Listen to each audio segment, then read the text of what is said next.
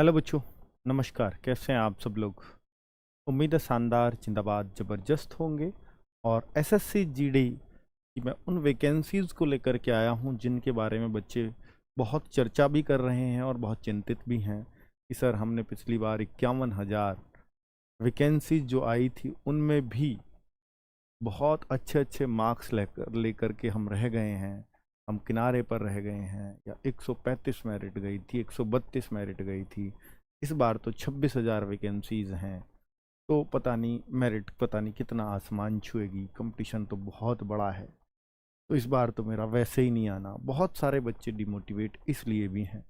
तो मैंने स्पेशली उन वीडियो ये उन बच्चों के लिए ही बनाया है। और दूसरा सबसे बड़ी बात कि बहुत सारे बच्चे फॉर्म को लेकर भी डाउट हैं कि मेरा ओबीसी का सर्टिफिकेट, मेरा जो ईडब्ल्यूएस का सर्टिफिकेट, डोमिसाइल सर्टिफिकेट कब का बना हुआ होना चाहिए, गवर्नमेंट ऑफ इंडिया का कैसे क्या कैसे, इस सारी चीज़ों के बारे में जवाब दे देता हूँ बच्चों। तो बहुत सारे डाउट्स और भी हैं। कट ऑफ तो आसमान छुएगा, बहुत सारी बातें चल रही हैं आपके मन में। तो इन सब मुद्दों पर बात करेंगे इस वीडियो के अंदर। मुझे लगता है कि आपके बहुत कॉन्फिडेंस आपके अंदर इस वीडियो को देखने के बाद आ जाएगा। और एक सबसे बड़ा डाउट बच्चों के अंदर ये भी चल रहा है, बॉर्डर और नक्सल जो डिस्ट्रिक्ट एरिया के बच्चे हैं उनके फॉर्म नहीं फिल हो पा रहा है क्योंकि उनके में नो आ रहा है बाय डिफ़ॉल्ट।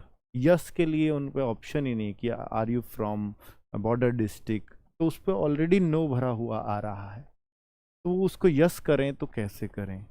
तो उसके लिए बच्चों शाम को 7:45 पे इस टॉपिक पर ही एक वीडियो आएगा जिसमें उसका सॉल्यूशन भी मैं आपको बताऊंगा।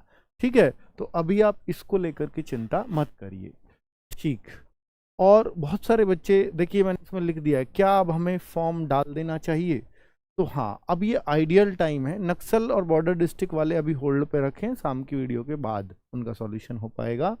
लेकिन बाकी जितने भी लोग हैं वो सब अपना फॉर्म प्लीज़ फिल कर दो, क्योंकि लास्ट में बहुत दिक्कत होती है। एसएससी की साइट ये चलती नहीं है जीडी के फॉर्म्स में, और ये हैंग ही रहेगी। फिर रात को 2 बजे 3 बजे आपका इंटरनेट वाला, आप उसको डॉक्यूमेंट्स दे आते हो, वो अपनी मर्जी से फॉर्म भरता है। तो इसलिए ऐसी गलती ना करें। अब आपके सारे डाउट्स क्लियर हैं फॉर्म से संबंधित। प्लीज़ अपना जो है अब फॉर्म फिल कर लें और उसको लेट ना करें। चलो भाई, अभी मोबाइल थोड़ा बाद में चला लेना और कमेंट्स पे ध्यान दे दो, ठीक है? तो क्या इस बार तो उसको बिठा लो इसमें जिसमें जो यहाँ क्लास पे ध्यान दे, है ना? ठीक है। क्या इस बार स्टेट वाइज कट ऑफ नहीं लगेगी? तो बच्चों, ये बहुत सारे बच्चों के मन में डाउट है। वो इसलिए डाउट आया ये क्योंकि अब के जो वैकेंसीज हैं वो इकट्ठी दे रखी हैं, और बार स्टेट वाइज आती थी। इस बार स्टेट वाइज ना दे करके कि भैया इतनी 26,140 या 300 कुछ ये वैकेंसीज ये आपकी हैं।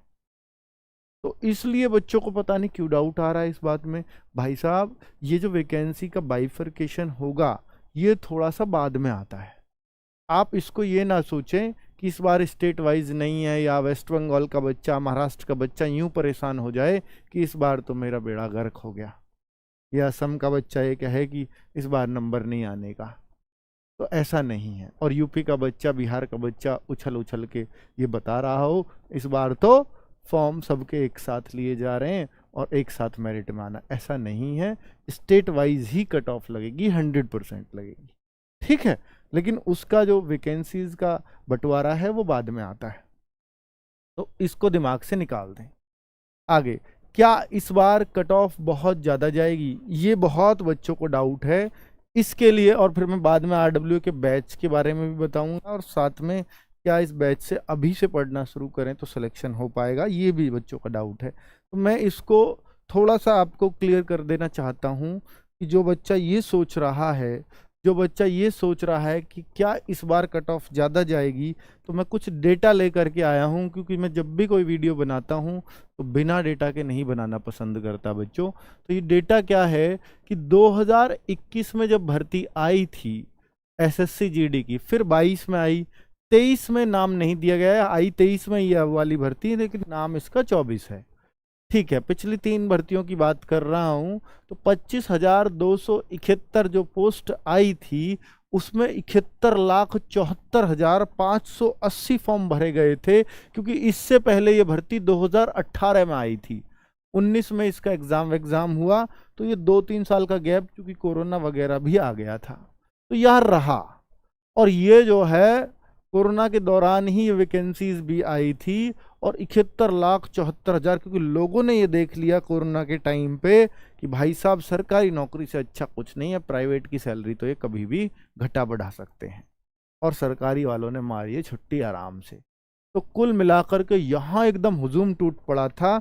और 10th, चूंकि केवल 10th इसमें जो है क्वालिफिकेशन थी, तो सारे 10th वालों ने टूट के फॉर्म भरा था इसको। ठीक है, अब 25,271 वैकेंसीज का, लेकिन जब फॉर्म रिजल्ट आया तो उस टाइम पे 100 मार्क्स का ही पेपर होता था, और ये कट ऑफ 80 क्रॉस करने लगी।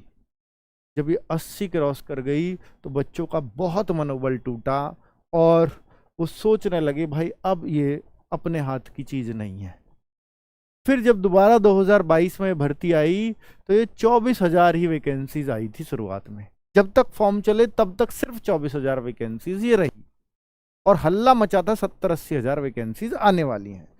शुरू में 24,000 आई बच्चों, अब 24,000 आई। अब बच्चों को पिछला रिजल्ट याद था कि 80% पे मेरिट जाती है, तो देखिए अचंबा, देखिए कितना फॉर्म एकदम से घट गया, सिर्फ इस बात को देख करके कि वैकेंसीज बहुत कम है।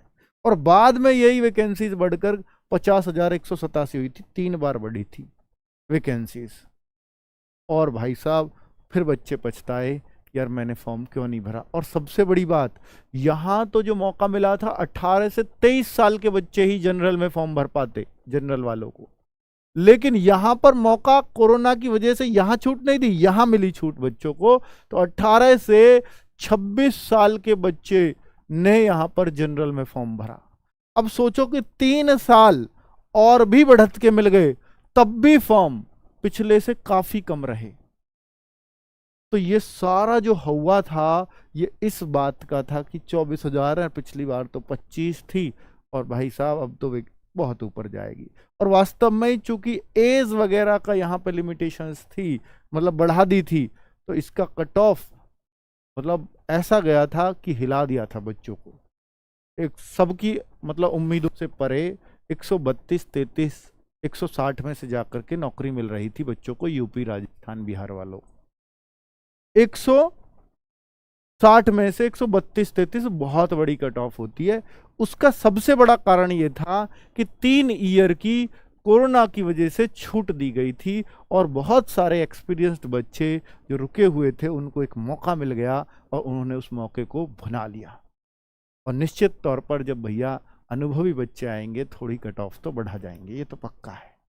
ठीक है, अब जो है, अब सीन क्या है कि 2024 है, वैकेंसी 26,146 हैं। यहां पर एक तो ये 3 साल वाले बाहर हो कर दिए हैं, इस बार 18 से 23 साल ही है। अब बच्चों 18 से 23 है, तो आप ये समझ लीजिए कि भैया फॉर्म तो कम आएंगे इससे, क्योंकि यहां तो 18 से 26 थी, और चूंकि वैकेंसीज भी लगभग वही है, अगर हम उसको भी देखें तो उनके दिमाग में ये बात आ गई थी, तो इसकी वजह से कम आए। और इसकी वजह से 3 साल बढ़त मिलने के बाद भी कम आए, तो वो चीज़ यहाँ भी आएगी। तो इस बार अंडर 50 फॉर्म, तो ये तो पक्का है अंडर 50 एल रहेंगे, 50 लाख से नीचे रहेंगे ये तो फॉर्म। तो आप ये सोचते हो कि इस बार तो फॉर्म भी बढ़ेंगे, ये होगा वो होगा, ये मैंने आपको बता दिया। हो सकता है 45-40 लाख के आसपास भी फॉर्म रहें, ये भी एक चांस है। और भैया कह कुछ भी नहीं सकते, ये सिर्फ एक अंदाजा होता है, हो कुछ भी सकता है। बट मैं आपको एक लॉजिकली डिस्कशन करके दिखा रहा हूं। अब बात आती है कि सर फॉर्म से, देखिए फॉर्म से बहुत सारे बच्चे कंपटीशन का अंदाजा लगाते हैं। मैं आपको एक बात बोलता आया हूं हमेशा, भाई साहब फॉर्म से कभी कंपटीशन का अंदाजा मत लगाओ, क्योंकि फॉर्म बढ़े हैं वैकेंसी को देख करके। सुन लेना, फॉर्म बढ़े, मान लीजिए 80,000 वैकेंसी हो जाएंगे, तो यही फॉर्म, ये तो खुशी की बात होनी चाहिए कि शुरू में कम देते बाद में बढ़ा देते हैं, इसलिए फॉर्म कम आते हैं। अब शुरू में ये 80,000 वैकेंसी दे दे तो मैं गारंटी से कह रहा हूँ 80 लाख फॉर्म आ जाएंगे यहाँ पर। बच्चा डर जाएगा, और 80 लाख फॉर्म है। अब पहले तो 45 ही थे या 50 ही थे, तो अब वो 50 से 80 का और 30 लाख ज्यादा का कंपटीशन आ गया है। बच्चों, वैकेंसी देख करके फॉर्म कौन भर रहा है, खुद बताओ। वैकेंसी ज्यादा है इसलिए मेरा नंबर आ जाएगा, ऐसे कौन लोग होंगे? ऐसे वही तो लोग होंगे जिनको पहले कम वैकेंसीज में उम्मीद ही ना हो। तो इसका मतलब बच्चों, वो कमजोर बच्चे रहे होंगे। और कमजोर बच्चे, अगर पढ़ाई में कमजोर बच्चे ने ज्यादा फॉर्म भर भी दिया है तो क्या फर्क डालेगा वो आपकी कट ऑफ पर? कुछ फर्क नहीं आता फॉर्म ज्यादा कम होने का, ये बात याद रख लेना अपने पास। और कम आ जाए ना, इस बार 40-45 लाख फॉर्म रह जाएं तो उससे बहुत ज्यादा खुशी नहीं मनानी है, और 60-70 लाख हो जाएं तो बहुत ज्यादा दुख नहीं मनाना है, क्योंकि फॉर्म का कम ज्यादा वही होते हैं जो पढ़ने में कमजोर होते हैं। अच्छा बच्चा ठोक के फॉर्म भरता है क्योंकि उसको पता है मेरा एक सिलेक्शन पक्का है। डरना तो उससे है कि कंपटीशन तो वो बढ़ा रहा है, फॉर्म नहीं बढ़ा रहे। ठीक है। और मैं अब आपको इतना बता रहा हूं बच्चों कि वैकेंसी चाहे 26 हो, चाहे ये वैकेंसी 54,000 आ जाए या 50,000 आ जाए, मान लो कल को 50,000 भी अगर ये वैकेंसी हो जाए, और जो कट ऑफ आप सोच रहे हो कि सर 132 जाएगी, 133 जाएगी, कितनी जाएगी, अगर ये 50 आ गई तो कट ऑफ ज्यादा से ज्यादा 130 हो जाएगी। मतलब जो पहले 132 जाती वो अब 130 आ जाएगी। इतना ही फर्क पड़ेगा, इससे ज्यादा फर्क नहीं पड़ना। और भैया 1.6 नंबर का एक क्वेश्चन है, ये तो 2 क्वेश्चन का भी फर्क नहीं पड़ा अगर सही पूछो तो। ठीक है, इससे ज्यादा कट ऑफ पे फर्क नहीं पड़ता। इन 1-2 नंबर में ही आपको 20-22 हजार बच्चे मिल जाते हैं एसएससी को। जब किनारे पे होती है ना बात, तो 1 या 2 नंबर में ही 20-25 हजार बच्चे होते हैं। तो फिर क्यों डर रहे हो आप? क्या आप पहले से ये सोच के बैठे नहीं मैं तो 130 वाली मेहनत कर रहा हूं, मेरे 130 ही आ सके, इससे ज्यादा नहीं आ सकते? भाई 130 वाली कर रहे हो तो पहले से 135 की करके चलो, जब आप 130 का अपने आप को मान ही लिया है तो। नहीं जी 130 पे जाएगी तो मेरा नंबर आएगा, 135 पे जाएगी मेरा आना ही नहीं है, ऐसा है कोई? तो ऐसे यार इन चीजों से डिमोटिवेट नहीं होना चाहिए। अगर ये वैकेंसीज कल को और भी घट जाएं, मान लो 26 की जगह ये 20 हो जाएं, तो आप ये मान लेना कि कट ऑफ 1 नंबर और बढ़ जाएगी। तो इन चीजों से बहुत ज्यादा फर्क नहीं पड़ता है कि भाई वो जो है वैकेंसी कम है इसलिए इतना। भाई साहब फॉर्म अगर 50 लाख आए, 26,000 को कोई रोजगार मिलेगा, और जब 50,000 वैकेंसी हो गई तो 50 लाख में से 50,000 को ही मिलेगा, 49.5 लाख तो फिर भी बेरोजगार रहने हैं। ठीक है, तो भीड़ तो हमेशा ही बेरोजगारों की रहनी है, हमेशा रहने वालों की, असफल बच्चों की रहनी है भीड़ तो इसलिए वो चीज सोच के मत घबराओ, वरना असफलता का शिकार होते आपको देर नहीं लगेगी। ठीक है, इन चीजों से वही घबराते हैं जो किनारे की मेहनत करते कि मेरा पता नहीं होगा नहीं होगा। भाई साहब अगर तैयारी के टाइम पे आपको ये नहीं पता ना कि आपका होगा या नहीं होगा, तो मेरे से लिखवा लो, होगा ही नहीं। उसको ये तैयारी के समय उस बच्चे को ये विश्वास होने लगता है जिसका होना होता है कि मेरा इस बार हो जाएगा। ये बात बहुत एक्सपीरियंस से कह रहा हूं। ठीक है, कभी आपको ये लगता हो कि मेरा पता नहीं इस बार होगा या नहीं, तो मुझसे लिखवा के ले जाओ, इस बार नहीं होगा आपका। और मैं हिंदी बेल्ट को कह रहा हूं इस बार, ऐसा उनमें नहीं गुजरात में हो जाएगा ऐसे, भाई मेरा होगा या नहीं होगा, मैं तैयारी शुरू करता हूं, हो सकता है गुजरात के बच्चे का हो जाए, उड़ीसा के का हो जाए, असम के का हो जाए, जम्मू कश्मीर के का हो जाए, लेकिन बिहार का, यूपी का, राजस्थान का, हरियाणा का, इन बच्चों का नहीं होना, क्योंकि इनमें तो कट ऑफ ठीक ठाक ही जाएगी। और इनके भी जनरल एरिया की बात कर रहा हूं। ठीक है, तो आपको अपनी सफलता पर अगर डाउट लग रहा है तो समझ लो आप असफल हो इस बार भी। कास्ट सर्टिफिकेट एंड डोमिसाइल को लेकर के बहुत सारे बच्चे परेशान है कि कितना पुराना चल जाएगा। तो आप पुराने का तो ये मान लो बच्चों कि डोमिसाइल जो सर्टिफिकेट होता है वो तो चल जाएगा, पुराना कितना भी आपका अगर बना हुआ है। फिर भी ये कहते हैं कि 3-4 साल के अंदर का बना होगा तो ज्यादा बढ़िया रहेगा।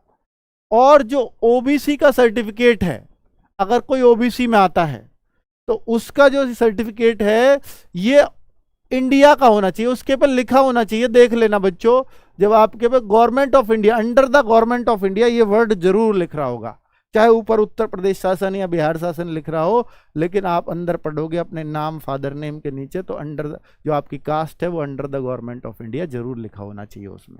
ये ओबीसी का समझ लो, फिर वो गवर्नमेंट ऑफ इंडिया वाला ही है, सेंट्रल का ही है।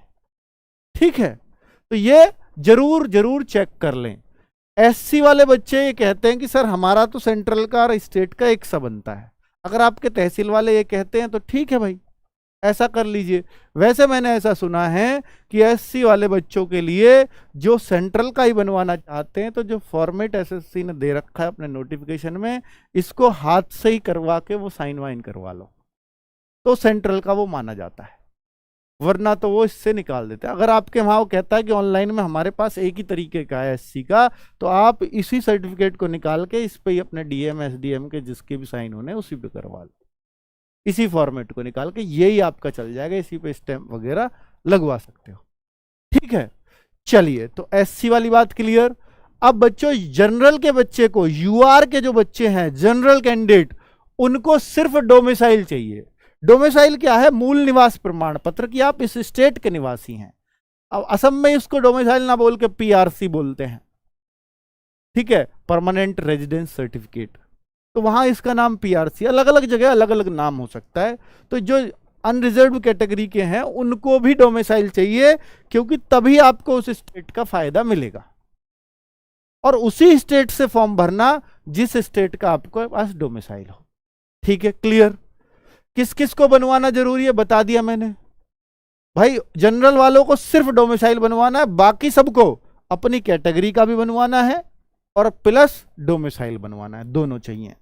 स्टेट का बनवाया या सेंट्रल का? तो स्टेट का तो कोई नहीं बनवाएगा, सेंट्रल की नौकरी है, सेंट्रल का ही बनवाना पड़ेगा, गवर्नमेंट ऑफ इंडिया का ही चाहिए। ईडब्ल्यूएस सर्टिफिकेट कब तक का चलेगा? तो ईडब्ल्यूएस जो सर्टिफिकेट है ना बच्चों, ये आपका 1 अप्रैल 2023 के बाद का, और फॉर्म भरने की जिस दिन फॉर्म भरो, फॉर्म से पहले बनवा लेना, फॉर्म भरने से पहले इसको बनवा लेना, अपने हाथ में ले लेना इस सर्टिफिकेट को। क्लियर? चलो भाई, ये जो लीगल चल रहे हैं इनका क्या है? सर मैं बिहार स्टेट से एसएसएफ में कितना नंबर फाइनल मेरिट हो जाएगा? भाई साहब, एसएसएफ की स्टेट से कोई मतलब नहीं होता। एसएसएफ का पिछली बार 148 पे कट ऑफ गई है ओबीसी की, औरों की थोड़ी सी और नीचे थी, तो 148 149 पे ओबीसी जनरल ईडब्ल्यूएस घूम रहे थे। अब आपके अगर 150 लाने की क्षमता है, 148 49 लाने की क्षमता है, तो आप एसएसएफ की सोचिए। ठीक है, नॉर्मलाइज्ड मार्क्स हैं वैसे वो। चलो, तो ये बच्चों मैंने क्लैरिटी आपको दे दी है। अब आप ये सवाल पूछेंगे कि आरडब्ल्यूए का बैच कब शुरू हो रहा है, तो मैं दिखा देता हूं बच्चों। आरडब्ल्यूए अपनी बेहतरीन टीम के साथ आ रहा है। 1 दिसंबर से आपके इस बैच के रजिस्ट्रेशन शुरू हो जाएंगे। कल 11 बजे मैं पूरी टीम और टाइम टेबल इसका वीडियो लेकर के आ रहा हूं, बता दूंगा अवतार 2.0 बैच की पूरी खोल बांध करके, हर चीज पूरी टीम के साथ। ठीक है, मतलब पूरी टीम का यहाँ टाइम टेबल आपके सामने लगा होगा। 30 नवंबर को कल 11 बजे, यानी 1 तारीख से आप इस बैच को परचेज कर पाएंगे। इस बैच के साथ खास बात क्या होगी, आपको 25 mock test free of cost देंगे, जो बिल्कुल स्टैंडर्ड एसएससी के होंगे। ठीक है, और एसएससी का समझ लीजिए अवतार बैच, अवतार 2.0 बैच अगर है, तो पहला अवतार बैच जिसमें दीपक सर ने मैथ्स या जिन भी सर की जो भी क्लासेज थी आप जानते होंगे, वो पूरा recorded batch free of cost दूंगा, और ये वाला पूरा लाइव बैच आपको मिलेगा। ठीक है, 2 बैच मिल रहे हैं, रिकॉर्डेड भी और लाइव भी। और पहले जिन्होंने अवतार बैच खरीदा था उनको ये फ्री रहेगा ही रहेगा। तो भाई साहब, हर हाल में हर बच्चे को 2 बैच मिलने ही मिलने हैं। इससे बेहतर और क्या हो सकता है, आप सोच भी नहीं सकते। आरडब्ल्यूए जो भी आपके लिए करेगा वो आपके लिए बेस्ट होगा एग्जाम के लिए। दूसरा बच्चों कि आरडब्ल्यूए के फ्री दे रहा हूं, ये 3 हथियार हैं, और ये किसी भी एग्जाम को फोड़ने के लिए काफी होते हैं। और जीडी में सबसे ज्यादा अगर बच्चे किसी चीज को क्रेडिट देते हैं सिलेक्शन के लिए, तो वो यही 3 हथियार हैं। तो मॉक टेस्ट हर संडे वाला, हर बच्चे अगर आपने कोर्स कंप्लीट कर लिया एक बार, तो प्लीज ये मॉक टेस्ट जरूर दे दिया करो। हर संडे सुबह 6 बजे आ जाता है। अभी सिर्फ वीकली मॉक टेस्ट दे लो, इतना काफी है। अगर आपने 3 सब्जेक्ट भी अगर आपके पूरी तरह से तैयार हैं, तो मॉक टेस्ट देने के लिए तैयार हो। मिनी मॉक टेस्ट क्या होता है? अब फुल मॉक टेस्ट में बच्चे को लगता है कि सर मेरा वो सब्जेक्ट कमजोर है, मेरा ये सब्जेक्ट कमजोर है, इसलिए हमने मिनी मॉक टेस्ट चलाते हैं, यानी चारों सब्जेक्ट का अलग अलग भाई मैथ्स का, क्योंकि बच्चों ऐसा है कि 1 घंटे के अंदर 20 चौक 80 सवाल करने होते हैं। अब 80 सवालों को 1 घंटे के अंदर वही बच्चा कर पाएगा जिसकी प्रैक्टिस बहुत अच्छी है, वरना क्योंकि 20 मैथ के हैं और 20 रीजनिंग के हैं, यही दो 1 घंटा ले लेते हैं आपका। अब मिनी मॉक से सबसे बड़ा फायदा यह होता है कि हम आपको मैथ्स के 20 क्वेश्चन देते हैं और इसके लिए हम 25 मिनट पहले ही निर्धारित कर देते हैं कि भाई साहब आपके 25 ही मिनट मिल रहे हैं इसमें, ठीक है। अब हम रीजनिंग देते हैं आपको, तो इसके 20 क्वेश्चन होते हैं, हम कहेंगे इसमें आपको 20 ही मिनट देंगे हम, क्योंकि रीजनिंग अब एक आदत बन जाएगी मिनी मॉक देने के बाद कि ओहो इतने में मेरे को ये करना ही करना है। बच्चे की आदत है, उसको पहले ही पता लग जाएगा, जब वो एग्जाम में भी फुल मॉक भी कर रहा होगा ना, तो उसको पहले ही पता चल जाएगा भाई साहब रीजनिंग में तो मुझे इतना ही टाइम लगता था, मुझे अंदाजा होने लगेगा मैं कुछ ज्यादा समय ले रहा हूं। वो जो आप कहते हो ना 1 घंटे का समय, सर मेरा समय कम पड़ गया, नहीं पड़ा, इससे ही बच्चों ने बोला था मिनी मॉक की वजह से कि सर हमारा समय किसी का कम नहीं पड़ा। अगर आपको समय कम की दिक्कत है तो ये मिनी मॉक बेस्ट अमृत है, ये समझ लीजिए। ऐसे ही आपको हिंदी का मिनी मॉक मिलेगा, जिसके लिए आपको सिर्फ और सिर्फ क्या मिनट मिलती हैं, 6 मिनट मिलती हैं 20 क्वेश्चन करने के लिए। और ऐसे ही आपको जीएस के लिए मिलता है 7 मिनट मिलती हैं ये क्वेश्चन करने के लिए। तो आप पूरा पेपर अगर जोड़ेंगे तो 58 मिनट में ये पूरा पेपर हल हो जाता है। अब देखिए, अब आप चाहो तो केवल मैथ्स का कर लो, आप कहो सर मेरा मैथ्स वीक है, अभी मैं मैथ्स पे काम कर रहा हूं, इन 3 को दे लीजिए, ये अलग सबमिट होगा, ये अलग सबमिट होगा, ये अलग, बीच में गैप कर लो, कोई दिक्कत नहीं है। फुल मॉक जो चलता है उसमें गैप नहीं कर सकते, वो चारों को एक साथ करना पड़ता है, ठीक है। तो इससे बच्चों का स्कोर में बड़ी अच्छी खासी वृद्धि मिलती है और टाइम बड़ा अच्छे से मैनेज होने लगता है, ठीक है। तो ये है मिनी मॉक जो हम 15 दिसंबर से शुरू करेंगे बच्चों। ये तो अभी हर संडे चल रहा है, ये 15 दिसंबर से आपको दे रहे हैं। और ये जो प्रैक्टिस सेट्स हैं, अब एक लेवल तो हमने चला लिया है, कंप्लीट कर लिया अवतार बैच के साथ, अवतार सीरीज को। अब जो प्रैक्टिस सेट चलेंगे वो भी 15 दिसंबर से चलेंगे, और इसमें मैथ्स का, रीजनिंग का, जीएस का, हिंदी का, चारों प्रैक्टिस सेट 15 दिसंबर से होंगे, फ्री ऑफ कॉस्ट यूट्यूब पे होंगे। ये भी फ्री रहेंगे, ये भी फ्री रहेंगे, ठीक है। तो ये आप इसलिए दिया है क्योंकि अवतार बैच के बच्चों को सिलेबस तब तक पूरी तरह कंप्लीट हो चुका होगा और अब वो उतर चुके हैं प्रैक्टिस सेट्स में। अब वो अपने आप को जांचने के लिए कि भाई साहब जो पढ़ा है, जो खाया है, वो पचा है कि नहीं पचा है। पचावट से ही आपका एग्जाम में फायदा होगा, यानी प्रैक्टिस सेट्स के क्वेश्चन आपको खुद सॉल्व करने होंगे। अगर वो हो रहे होंगे तो आपसे बेस्ट फिर कोई नहीं है, ठीक है। यही सिलेक्शन के मंत्र हैं, यही तरीका है जिससे आपका 150 भी आएगा, 155 भी आएगा, 140 भी आएगा, और नहीं कर पाओगे बेहतरीन मेहनत तो 100 भी नहीं आएगा, ठीक है। वो आपके ऊपर ही डिपेंड करेगा कि आप कितनी शिद्दत से पढ़ाई करते हैं। मेरे ख्याल से मैं आपके डाउट्स या जो आपको चाहिए वो सब बता चुका हूंगा। बहुत सारे बच्चों को एक क्या बैच अभी से पढ़ना शुरू करें तो सिलेक्शन हो जाएगा। बच्चे अभी से अगर आप हिंदी भाषी बेल्ट के हो, राजस्थान के हो, यूपी के हो, बिहार के हो, हरियाणा के हो, झारखंड के हो, छत्तीसगढ़ के हो, और इनके भी जनरल एरिया से हो, तो मैं कहूंगा कि अभी से पढ़ोगे तो सिलेक्शन नहीं होगा, बहुत कम चांस है, क्योंकि आप शुरुआत ही अब कर रहे हो तो भाई कट ऑफ जाती है हाई, इतनी जल्दी इतना सिलेक्शन लेना मुश्किल है। लेकिन अगर आप गुजरात से और शेष इंडिया जो मैंने बोला है जी, इन राज्यों को छोड़कर, तो आप सिलेक्शन ले लोगे अब से पढ़ के भी 100%। फ्रेशर होकर अब से भी पढ़ाई करो तो भी सिलेक्शन ले जाओगे, लेकिन जिन राज्यों का मैंने बोला है इनके जनरल एरिया को छोड़कर, इन राज्यों के भी अगर बॉर्डर नक्सल से हो तो भी ले जाओगे फ्रेशर होकर सिलेक्शन, क्योंकि बाकियों को टारगेट ही 100 करना है, 100 110 बस हो जाएगा सिलेक्शन, ठीक है। और 100 110 तो कभी भी लाए जा सकते हैं, इसमें बात है 130 से ऊपर करने की, वही है सिलेक्शन दिलाने वाली राह, ठीक है बच्चों। नमस्कार, धन्यवाद।